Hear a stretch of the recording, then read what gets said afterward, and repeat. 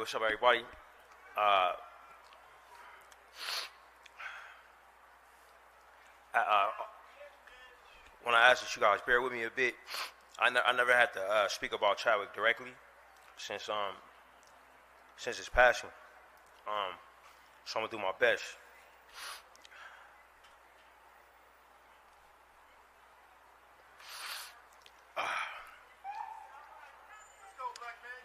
Right on.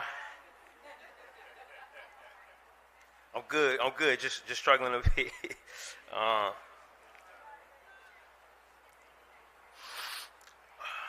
When I think of Chadwick Boseman,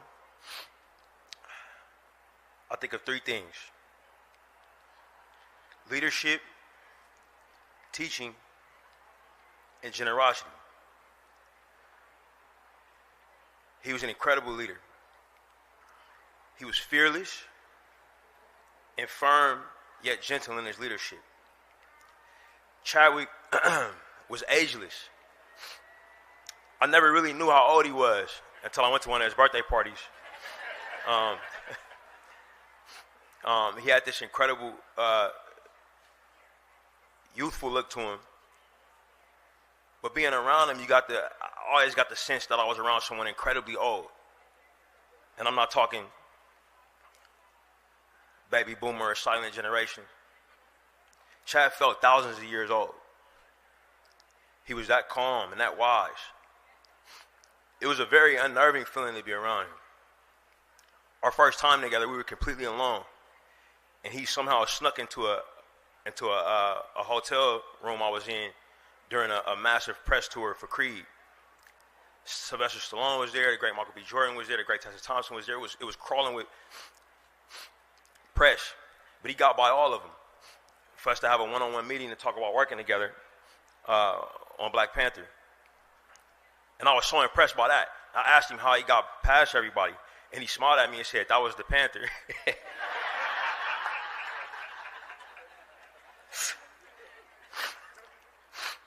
I didn't know what to make of him. But when we started talking, he quickly shared with me that he felt that he could say things to me that he couldn't say to other people in the industry. And I cut him off and told him that I felt the same way. But when you're around Chadwick, you think about old sayings and phrases that maybe older people taught you in life. I often think about a phrase my father told me when it comes to his leadership style. My dad would always say, "More is caught than taught." Meaning, if you sit somebody down and try to teach them a lesson or show them how to do something, maybe they hear it, maybe they won't. But if you actually do the action, if you actually live it, then they will see it and be motivated to try to duplicate it. Chad was an incredibly humble teacher. He taught in that way. You never knew you were learning a lesson. I remember one day I was having a conversation with him about a particularly tense moment that he had on set. And he told me in his Wakandan accent, I'll call you when I get home. And he did, and we talked, and he said something during that conversation that I never forgot.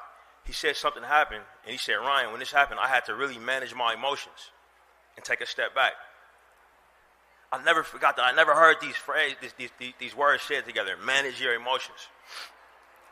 And I'll tell you guys right now, I'm a father of 3 kids, and my wife Zenzi can attest to you. I say this to my children every day. Today, going to class, you got to manage your emotions. Hey, mom and dad got to go down to LA to do something for Uncle Chadwick. I know you're sad, but you got to manage your emotions and still take it to school today.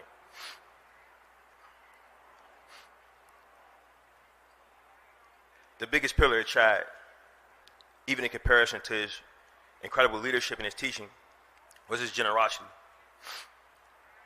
He was so generous. The very act of us meeting was an incredible gift in my life, but he was generous to other actors. This man who already was casted as the Black Panther, he came to every single audition and every single callback that I asked him to come to. Sometimes he would be busy and we would schedule one, and he'll race across town and read across to other actors. He would come to every rehearsal. He even worked with the actor that was portraying him in a childhood role.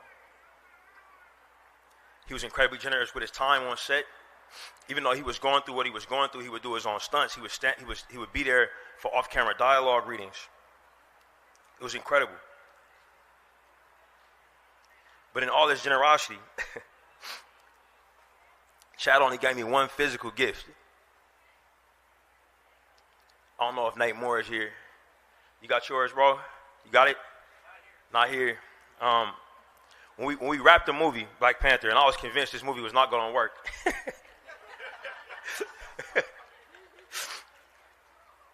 Chad took my hand and he bent this copper bracelet around it. Check out Chad's brothers. His hands were massive. If you see his big bro Derek, his hands are about the same size. But he took both hands. It was like a vice grip. You know what I mean? and what's crazy about Chadwick is I never have been strong enough to bend this thing. I actually thought I misplaced it and looked for it frantically after he died.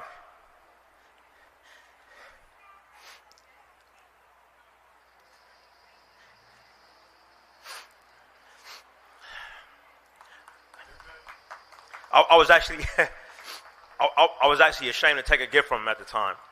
So I pulled it off and I stashed it somewhere, put it in storage somewhere in the Bay Area because I took him for granted. I figured he'd always be around. And the gift could be something I could get to later.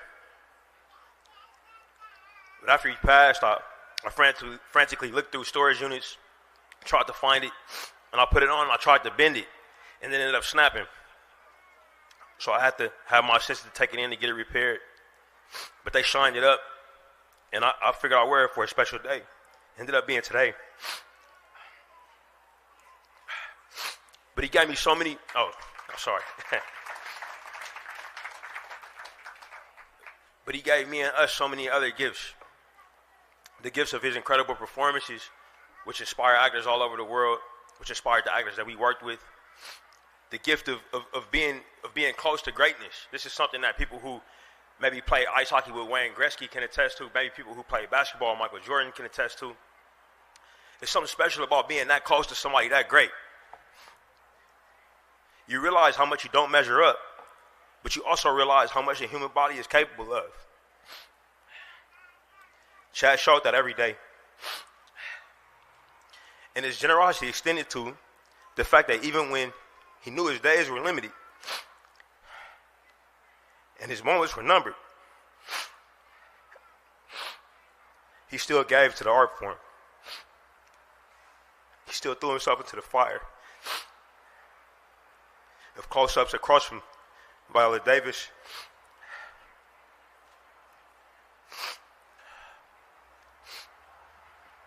of uplifting the beautiful dialogue of our ancestors, of dedicating his time to his alma mater at Howard University.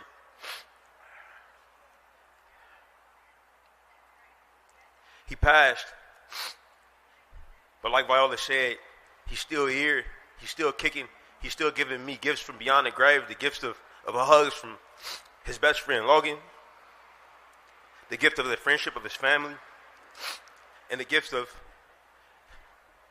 his wife Simone, who's from the Bay Area like me and Zinzi. Chad and I would always talk about spending time there when we was off.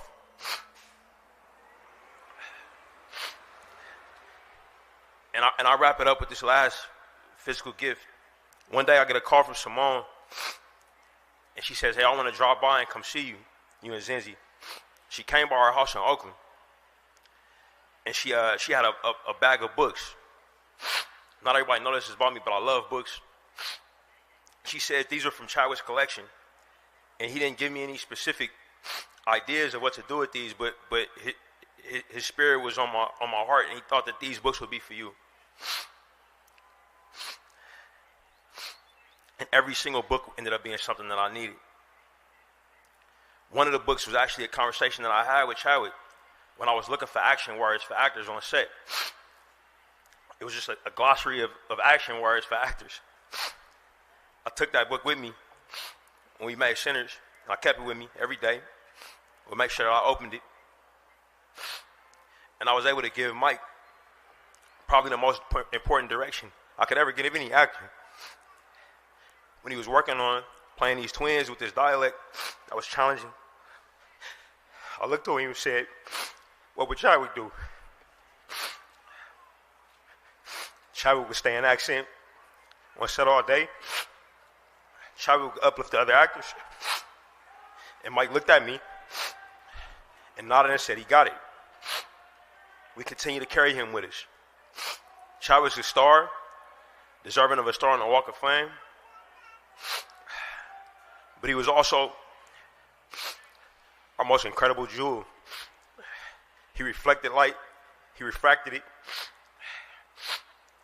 And when he did, he showed the greatness of our people and the universe of our shared humanity. Thank you, Chad.